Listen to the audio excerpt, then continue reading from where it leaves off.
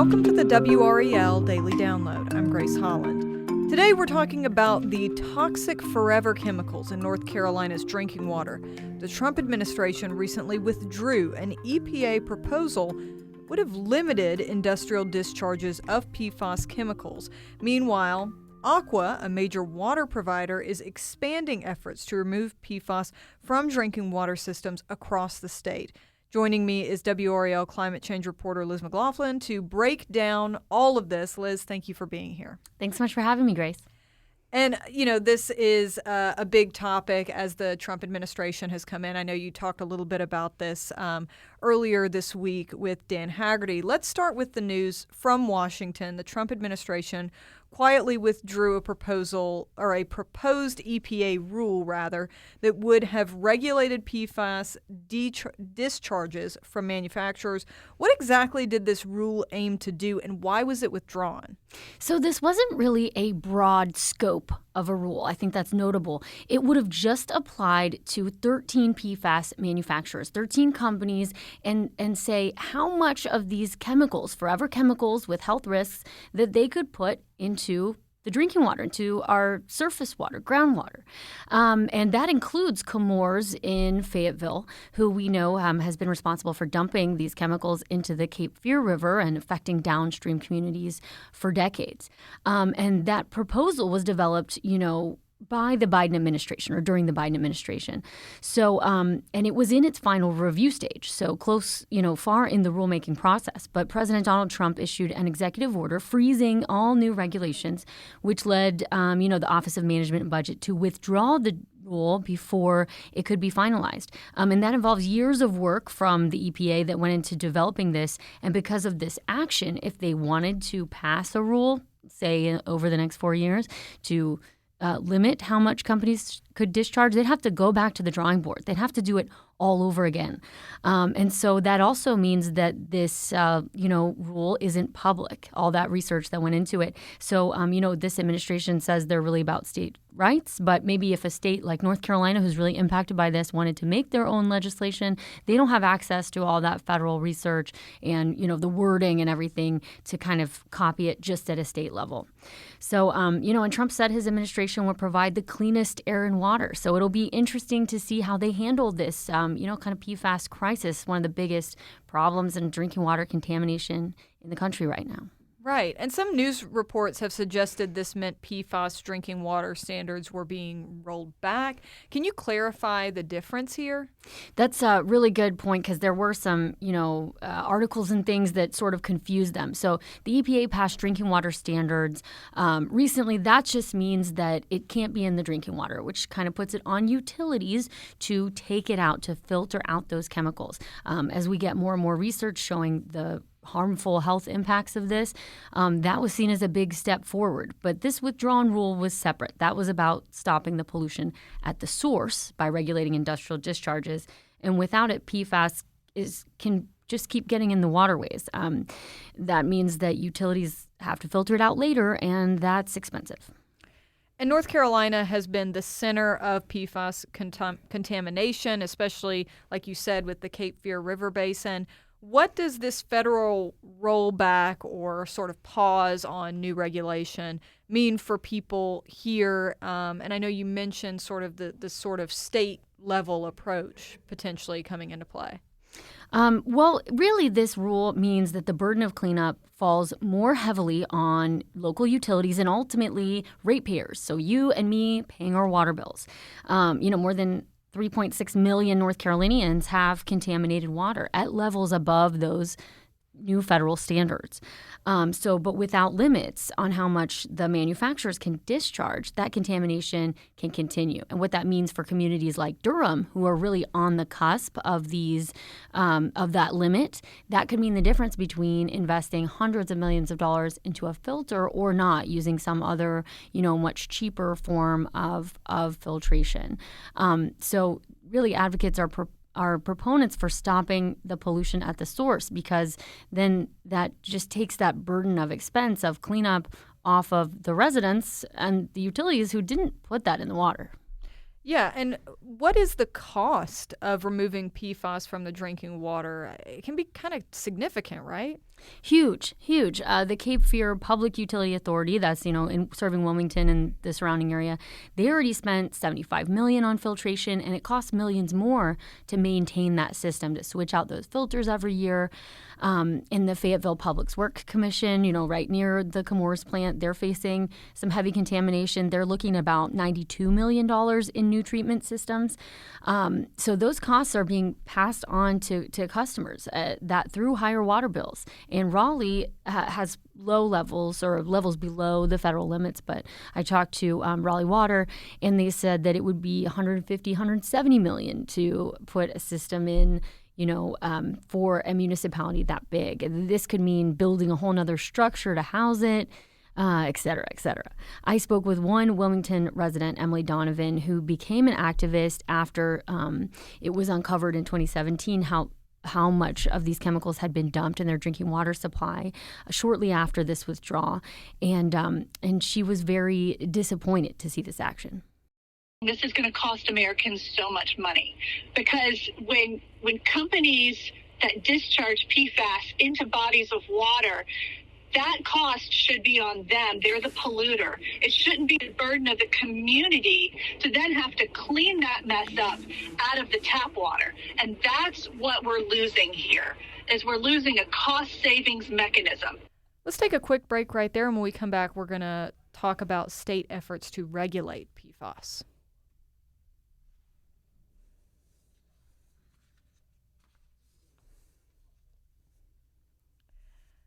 Liz, what about the state level action here? Is North Carolina stepping up to regulate PFAS discharges?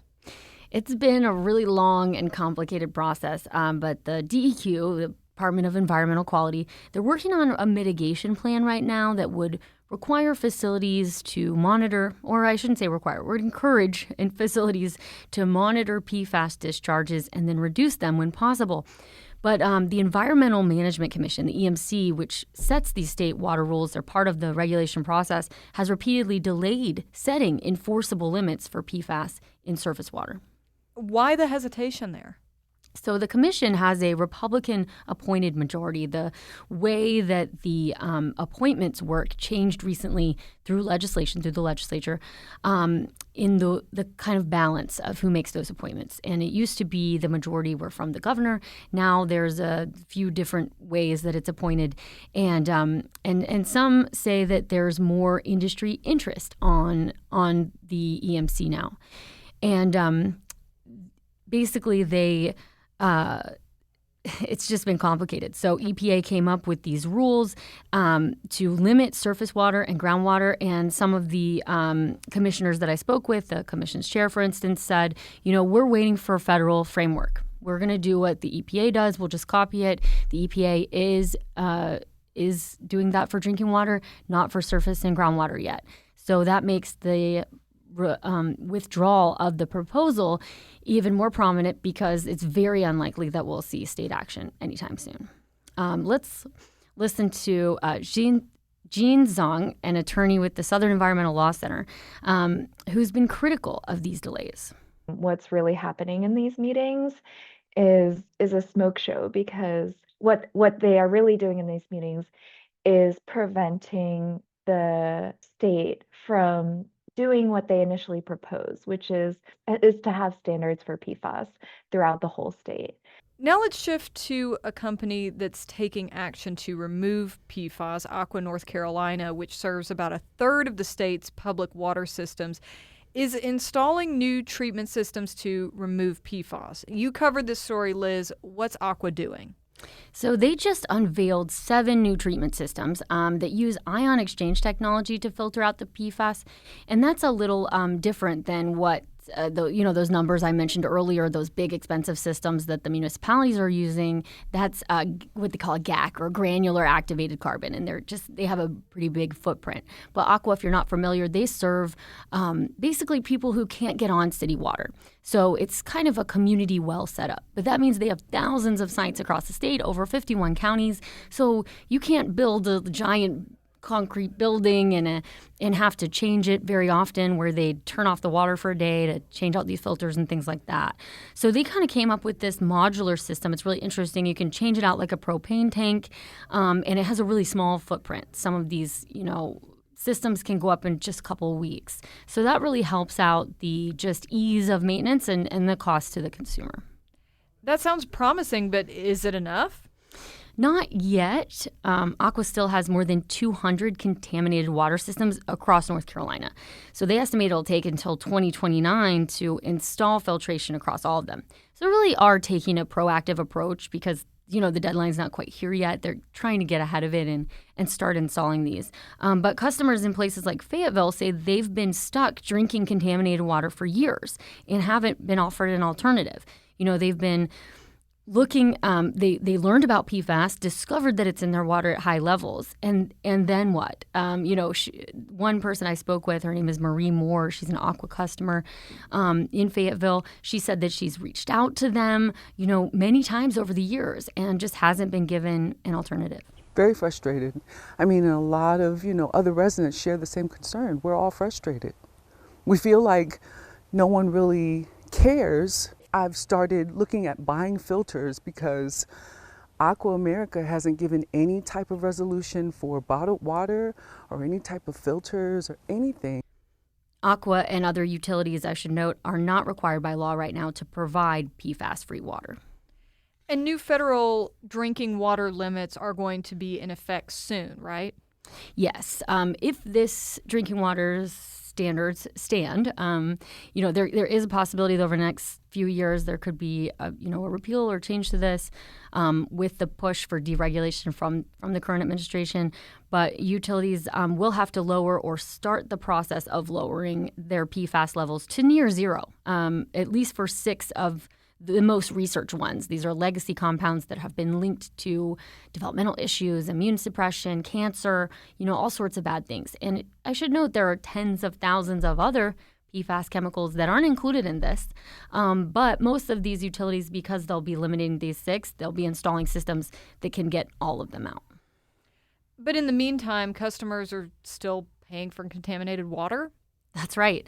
And many utilities, including Aqua, are hoping for federal funding to help speed up that process and offset costs so it's not on ratepayers directly.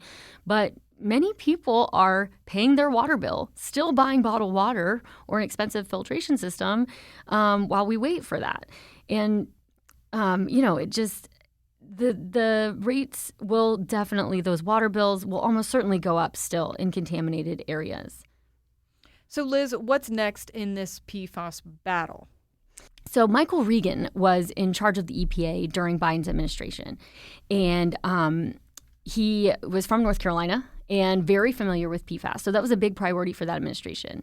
Lee Zeldin is Trump's pick, and during his Senate confirmation hearing, he talked about PFAS as a priority, but we'll have yet to see what that means as far as legislation.